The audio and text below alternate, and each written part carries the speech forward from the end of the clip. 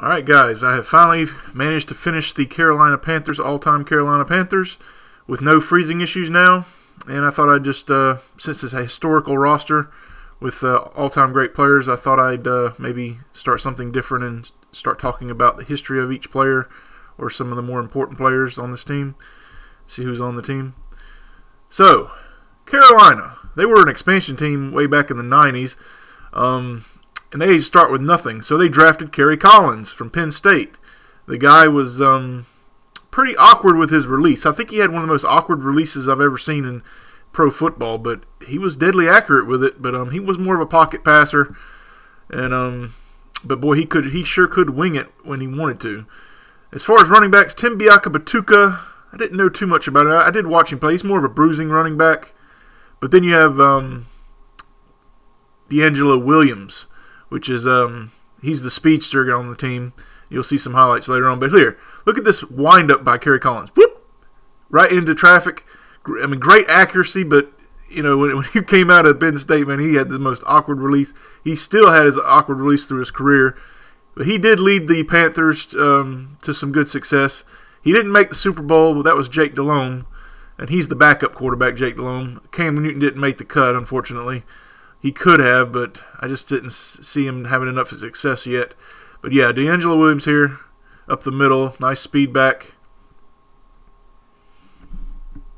But the main weapons, of course, on offense for the Panthers, of course, is Steve Smith.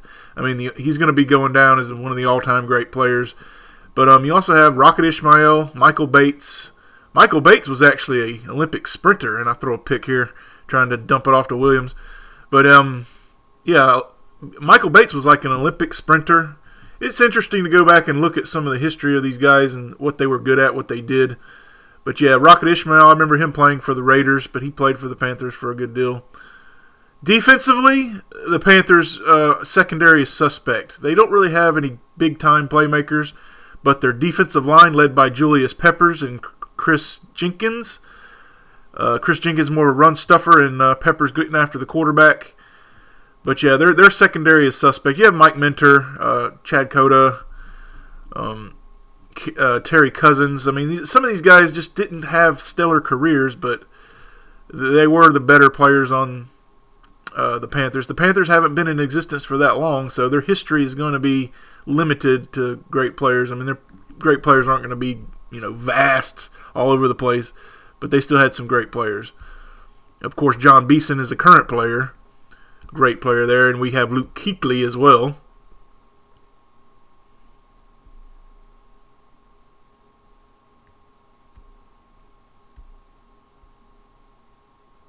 Yeah, see, the defense is suspect to give up a touchdown here. The secondary is suspect. When I was choosing the running backs to play for the team, I knew that Jonathan Stewart is more of the more successful back right now, currently.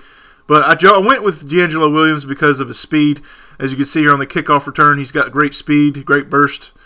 You know, and Tim Batuka is more of the power back, so I just decided to go with these two guys. I didn't want to go too current with the running backs, but yeah, all the way to the end zone here. Great speed for DeAngelo Williams. Besides Steve Smith and Musa Muhammad, one of the biggest pass-catching weapons you're going to have for the Panthers is Wesley Walls. This guy was amazing as a Carolina Panther. He didn't get much recognition until he got to Carolina, but this guy just exploded on the scene when he got to Carolina. He played second fiddle to Brent Jones in San Francisco. He didn't get to shine. He went to the Saints for a couple of years, but boy, when he got to Carolina, he was amazing, and he's one of the bigger weapons for the Panthers' all-time team here. Who said offensive linemen can't get in on the fun? Look at this play. Well, thanks for that. Brockemeyer, I can't say his name, gets the catch there. Not many offensive linemen are going to get catches. Let's take another look at that one. Pressure in his face. He says, hey, just take it for me. Take it for me. Hits him in the face with it. Yeah, and he takes it. I'll take that. And like I said before, you know, Kerry Collins may not have been, you know, the most mobile guy or, you know, had the long wind up.